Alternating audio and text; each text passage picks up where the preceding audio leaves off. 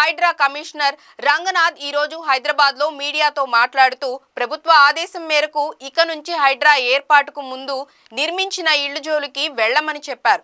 అవి అన్ని అనుమతులు తీసుకొని నిర్మించినవైనా కానివైనా సరే ఆ ఇళ్లను కూల్చివేస్తామని పుకార్లు నమ్మవద్దని ప్రజలకు విజ్ఞప్తి చేస్తున్నాను. కానీ ఇకపై కొత్తగా నిర్మించే ఇళ్లు భవనాలు అన్నీ తప్పనిసరిగా నిబంధనలకు లోబడి ఉండాలి.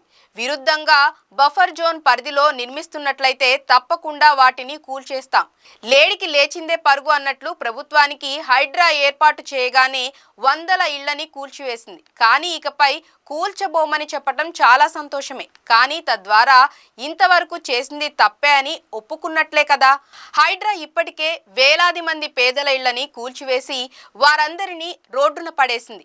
వారి జీవనాధారమైన టిఫిన్ సెంటర్స్, కూరగాయల దుకాణాలు వంటి వాటిని కూడా హైడ్రా కూల్చివేయటంతో వారు రోడ్డున పడి అష్ట కష్టాలు అనుభవిస్తున్నారు.